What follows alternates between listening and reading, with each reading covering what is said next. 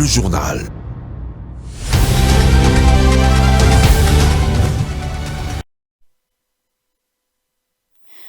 « 19h à Kinshasa, mesdames et messieurs, bonsoir et bienvenue dans ce journal sur Mandiko, télévision. Tout de suite, le sommaire.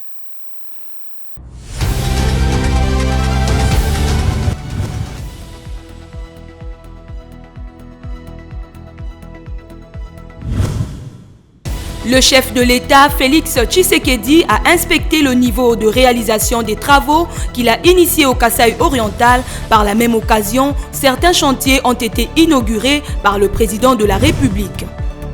Les rebelles du M23 continuent de se moquer de la communauté internationale et de ne pas respecter les recommandations de la feuille de route du mini-sommet de Luanda en Angola. Toutes les promesses de céder les zones occupées ne sont que des fausses déclarations car ils campent toujours à Kibumba.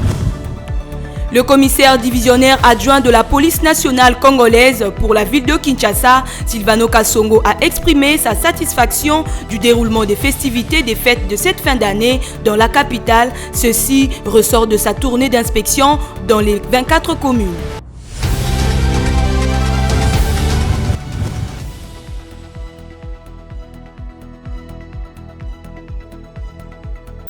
Voilà tout pour le sommaire, mesdames et messieurs, bienvenue. Ouvrant ce journal, le président de la République, Félix-Antoine Tshisekedi, s'est rendu lundi 2 janvier à Mupompa, son village d'origine situé dans le territoire de Kabeya-Kamwanga, à plus de 50 km à l'ouest de Mbujimayi. Le chef de l'État a inauguré quelques infrastructures déjà achevées au chef-lieu du territoire dans le centre communautaire Étienne Tshisekedi Wamulumba et un forage d'eau. Suivez ce reportage. Parmi les infrastructures inaugurées en Kenakuna, chef-lieu du territoire de Kabeya-Kamwanga, figure le centre communautaire Étienne Tshisekedi Wamulumba et un forage d'eau. Félix Tshisekedi a également visité la résidence de son défunt père, Étienne Tshisekedi Wamulumba, qui y passa tout son temps de relégation lors du régime de l'AFDL. Par la suite, le président de la République s'est ébranlé vers Mupompa, profond, précisément à Bakwa-Tombolo. Sur place, Félix Tshisekedi a inauguré les bâtiments modernes d'une école dénommée Étienne Tshisekedi Wamulumba. On rappelle, le chef de l'État avait pris part à la messe de l'an 9, ce premier dimanche 1er janvier, à la cathédrale Saint-Jean-Baptiste de Bonzola, à Mbujimayi. Il avait, au cours de la même journée, visité le site agricole de Mkwadi, situé à l'est de Mbujimayi, à une trentaine de kilomètres dans le territoire de Tchilingue. Sur place, il a eu des explications du fonctionnement de la minoterie en particulier et projets agricoles volontaristes en général. Le chef de l'État a adressé des remerciements au chef coutumier du coin pour avoir facilité le travail à ce centre de production alimentaire. Les rebelles du M23 continuent de semer la confusion dans tous les mécanismes en cours pour ramener la paix et la sécurité à l'est de la République démocratique du Congo, alors qu'il avait annoncé en grande pompe leur retrait de Kibumba et des zones qu'ils occupaient. Le 23 décembre dernier, les observations affirment qu'il n'est pas encore effectif à la date du 2 janvier 2023. Aperçu des faits dans ce reportage. À ce jour, plus rien ne rassure de la ferme volonté des rebelles du M23 et de leur parrain, le Rwanda, de quitter les zones occupées conformément aux recommandations du mini-sommet de Luanda en Angola. Déjà que le retrait de Kibumba dans l'est de la République démocratique du Congo, annoncé le 23 décembre dernier, n'est pas effectif au 2 janvier 2023, selon plusieurs sources locales. C'est dire que la logique des rebelles et leur mentor Paul Kagame est de jouer à la comédie jusqu'au bout, au point de narguer la communauté internationale qui les condamne publiquement. Cependant, il y a des détails qui gênent lorsque les déplacés prétendent que sur le terrain des zones occupées, on retrouve les rebelles en divagation en même temps que les troupes de l'EAC, ce qui pose énormément des interrogations sur le mandat de cette force.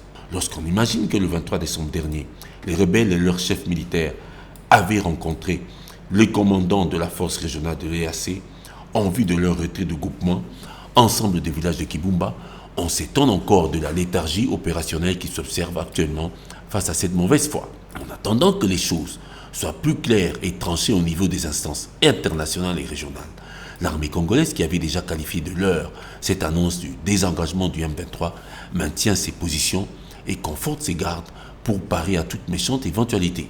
Depuis, aucun mouvement de retrait effectif n'a été signalé, même que les rebelles se seraient déployés vers d'autres zones inoccupées, dont Kisharu, dans le Rutshuru, pour démontrer leur stratégie de terre brûlée. L'Union européenne demande à Kigali d'arrêter son soutien aux rebelles du M23. Cette prise de position de Strasbourg fait suite au dernier rapport d'experts de l'ONU qui pointe du doigt la responsabilité du Rwanda derrière cette rébellion dite du M23 et très active dans l'est du pays. L'Union européenne se montre concernée par la situation sécuritaire très préoccupante des populations déplacées et victimes des violences dans l'est de la République démocratique du Congo. Toute la communauté internationale se dit profondément troublée par les conclusions de ce rapport authentique. Suivez les détails dans ce commentaire. Ce rapport, qui était très attendu, pointe notamment du doigt la grande responsabilité, si pas l'entière responsabilité du Rwanda en soutien des rebelles du M23. L'armée rwandaise a, selon ce rapport, et comme déjà mentionné dans un rapport confidentiel daté de juillet 2022, fourni des renforts de troupes au M23 pour des opérations spécifiques, en particulier quand celles-ci visaient à s'emparer des villes et des zones stratégiques. Si le Rwanda nie en bloc ces accusations, plusieurs pays tels que les États-Unis, la Belgique, la France ou encore la République démocratique du Congo ont dénoncé la responsabilité de Kigali. L'Union européenne leur emboîte donc le pas. Par conséquent, l'Union européenne exhorte vivement le Rwanda de cesser de soutenir le M23 et d'utiliser tous les moyens pour faire pression sur le M23 afin qu'il se conforme aux décisions prises par la communauté de l'Afrique de l'Est et lors du mini-sommet sur la paix et la sécurité dans la région orientale de la RDC à Luanda le 23 novembre 2022. Le Conseil de l'Union européenne dénonce également les exactions commises par les rebelles du M23, responsables des massacres avérés de centaines de civils. L'Union européenne exhorte également vivement tous les États de la région à empêcher tout soutien aux groupes armés actifs en RDC.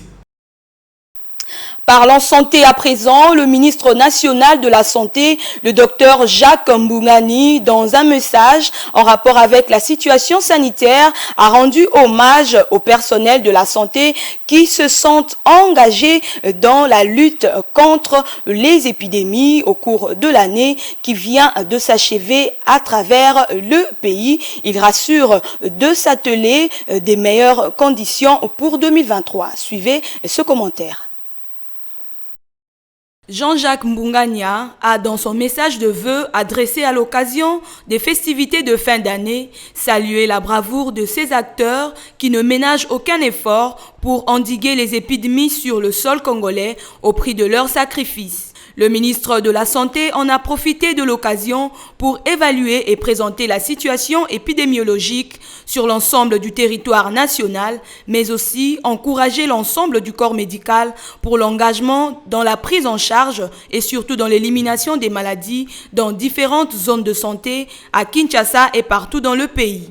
Jean-Jacques Mbungani a fait savoir que la RDC a fait face à plusieurs épidémies, entre autres le choléra dans les zones de santé qui sont tout autour des lacs internes, dont 95% des cas sont répartis dans les provinces du Nord Kivu, le Sud Kivu, dans les zones de santé de Ruzizi, Kamituga, Uvira et du Tanganyika. L'épidémie de la rougeole qui sévit dans 219 zones de santé à travers les 26 provinces de l'RDC, celle de monkeypox qui est plus active dans le Sankuru et le Maniema, la fièvre typhoïde dans le Kwango, la poliomyélite dans la partie est, sud-est et nord-est, la grippe couplée à la Covid-19 et autres maladies sous surveillance épidémiologique. Dans la foulée, le ministre de la Santé publique a précisé que les symptômes grippaux qui font rage ces derniers jours dans le pays et plus particulièrement dans les grandes villes sont liés au virus de la grippe saisonnière. Il ne s'agit pas de la Covid-19 qui d'ailleurs maintient depuis plus de 6 semaines consécutives une tendance à la baisse dans les pays et en Afrique. Quant à la pandémie à Covid-19, le ministre de la Santé a souligné qu'il n'y a qu'un seul mot d'ordre, à savoir le vaccin protège efficacement contre la Covid-19. Rendons-nous en province. Madame la gouverneure de la province du Tanganyika, Julie Ngungwa, a inspecté plusieurs chantiers en cours qu'elle a initiés particulièrement dans la ville de Kalemi. À ses côtés, le ministre provincial des infrastructures, John Seya, chargé de l'exécution des travaux. C'est un reportage de Muriel Monsa. Un mardi pas comme les autres jours, le gouverneur Julie Ngungwa Mwayuma a choisi de faire le terrain pour inspecter les différents chantiers du gouvernement provincial en cours d'exécution dans la ville de Kalemi. Accompagné de son vice Ferdinand Massamba Ouamassamba et du ministre provincial des infrastructures John Seya Kalunga, ainsi que le directeur provincial de l'Office des voiries et drainages OVD, cette visite a commencé au chantier Kapangula où un pont à double culée est en pleine construction pour relier les deux parties de cette avenue du quartier Kituku séparées par la catastrophe naturelle. Ici, l'autorité provinciale a constaté une évolution à pas de géant, mais n'a pas cessé de demander à l'entreprise exécutante de redoubler ses efforts pour remettre l'ouvrage à l'usage le plus tôt possible. À l'instar du pont Katanika jeté sur la rivière Kalemi, le camp Jedé, un ancien abri de la PNC, s'est vu coupé du reste de la ville à cause de l'effondrement du pont sur la même rivière. Le gouverneur Julie Ngungwa Mwayuma, qui avait suivi le ras-le-bol des habitants de cette contrée, avait vite décidé de remettre cette bretelle. Les travaux ont bel et bien commencé sous l'œil surveillant de la population locale. Kwa kweli vikisi tunaona mama Julie Ngungwa, si kweli population ya Kanjede na Avenue Maluku tumejaa furaha, sababu huyu mama alisema na matendo inaonekana. Tunamshukuru na tunamuombea kwa Mwenyezi Mungu azidi kumpa maisha marefu na hii kazi iendelee isiishie katikati. Tunashukuru sana. Sisi tunasikia furaha ya kisi guverneur anataka kutika kilalo hapa hivi. Kwa kuona ile furaha yetu tunayo. Tunapendelea atujengele mangambo yenyewe tunaona kwa kuharibika. Akisha tujengele mangambo basi hata kama tukipata njia watoto waone kisi kwenda kwa masomo. Itakuwa ni furaha kwa mama gouverneur wetu tunaweza. En amont de la même rivière, un autre site a été identifié pour la construction d'une passerelle afin de relier les dérives sur l'avenue Maïto. Julie Ngungwa Mwayuma a également visité les complexes scolaires Maïto, menacés par les érosions dues à l'inondation de la rivière Kalemi. Devant les élèves de cette école, l'autorité provinciale a promis des travaux nécessaires pour sa protection.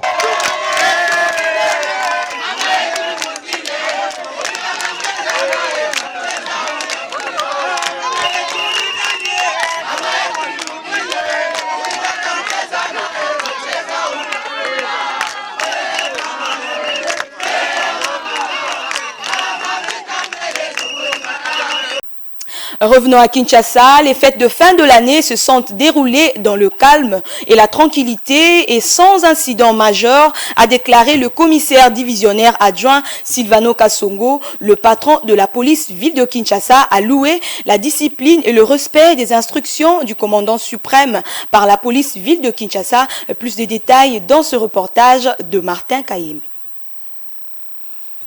Les festivités de fin d'année 2022-2023 se sont déroulées dans un calme relatif, pas d'incident majeur, surtout pas de perte en vies humaines, a déclaré le numéro 1 de la police ville de Kinshasa devant la presse.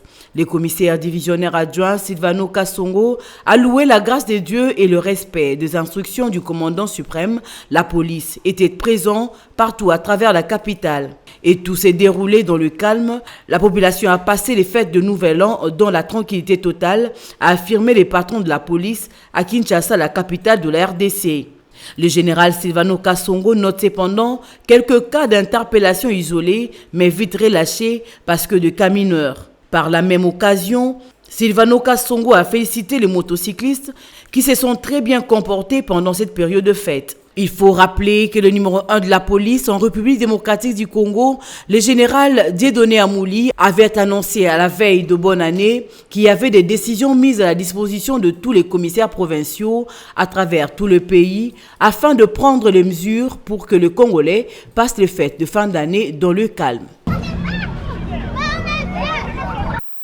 Et aussi, l'ambassadeur français au Burkina Faso a été expulsé, ont annoncé les autorités burkinabèses le lundi 2 janvier 2023. Le porte-parole du gouvernement du Burkina Faso, Jean-Emmanuel Ouedraogo, a confirmé que l'ambassadeur Luc Alade avait été prié de partir, mais n'a fourni aucun autre détail. Vini Ngali Junior nous en dit plus. L'ambassadeur français au Burkina Faso a été expulsé, ont annoncé les autorités burkinabèses le lundi dernier. Le porte-parole du gouvernement du Burkina Faso, Jean-Emmanuel Ouedraogo, a confirmé à la société de presse que l'ambassadeur Luc Alade avait été prié de partir, mais n'a fourni aucun autre détail. L'ambassade de France est refusée de tout commentaire. L'expulsion de Luc Alade intervient moins de 2 semaines après que la coordinatrice résidente et humanitaire des Nations Unies au Burkina Faso, Barbara Manzi, a également été déclarée persona non grata. Le Burkina Faso est en proie à des violences liées à Al-Qaïda et au groupe État islamique qui ont fait de milliers de morts et déplacé près de 2 millions de personnes. La semaine dernière, au moins 10 personnes ont été tuées lorsqu'un bus a été touché par une bombe à bord de routes dans l'est du pays. Le régime militaire actuel a renversé une précédente junte l'année dernière, affirmant qu'elle n'avait pas fait assez pour mettre fin au combat. Enfin, décédé à l'âge de 100 ans, le vendredi 25 novembre 2022, le caporal Albert Kunyuku Ngoma sera enfin inhumé le vendredi 6 janvier 2023. Le caporal Kunyuku fut le dernier et le seul survivant ancien combattant de la force publique du Congo belge pendant la guerre mondiale. Né le 20 mai 1922, quelques mois seulement avant son décès, il reçut des médailles de mérite pour la reconnaissance des mains du roi des Belges en présence du chef de l'État Félix-Antoine Tshisekedi en juin dernier. Suivez ce commentaire de Rantaluela. Décédé depuis le vendredi 25 novembre 2022, l'ancien combattant Albert Kunyuku sera inhumé le vendredi 6 janvier 2023. Le caporal Kunyuku a été enrôlé de force à l'âge de 18 ans à Léopoldville par le colon belge dans la force publique. Il avait combattu en Birmanie lors de la Deuxième Guerre mondiale pour le compte de la Belgique aux côtés des alliés américains, britanniques et russes face aux ennemis chinois, japonais ou coréens sous le commandement du célèbre général anglais Montgomery. Ses compatriotes a eu en 2015 une vidéoconférence avec Vladimir Poutine à partir de l'ambassade russe à Kinshasa autour de sa participation à la guerre mondiale à l'occasion de la commémoration des 70 ans de la fin de la guerre mondiale, conférence à l'issue de laquelle une médaille de mérite et une attestation signée de la main propre du président russe lui avait été décernée à l'ambassade russe à Kinshasa, faute d'une autorisation de se rendre en Russie pour la cérémonie de remise.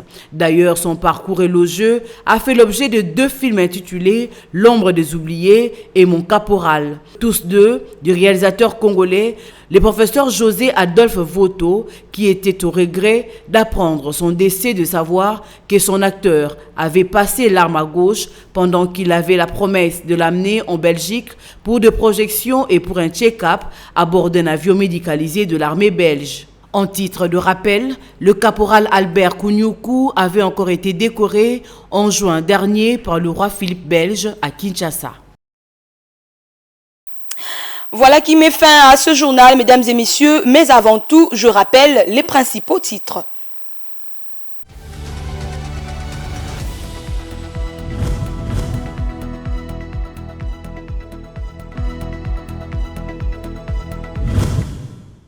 Le chef de l'État, Félix Tshisekedi, a inspecté le niveau de réalisation des travaux qu'il a initiés au Kasaï oriental. Par la même occasion, certains chantiers ont été inaugurés par le président de la République.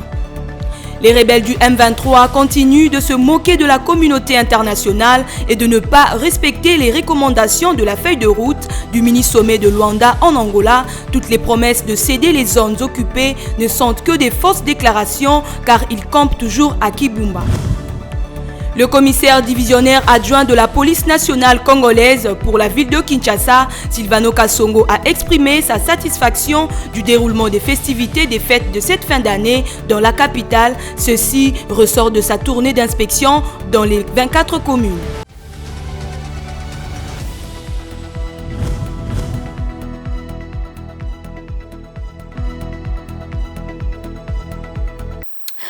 C'est la fin de ce journal, mesdames et messieurs. Merci de l'avoir suivi. Bonne suite de programmes sur Mandiko Télévision. Au revoir.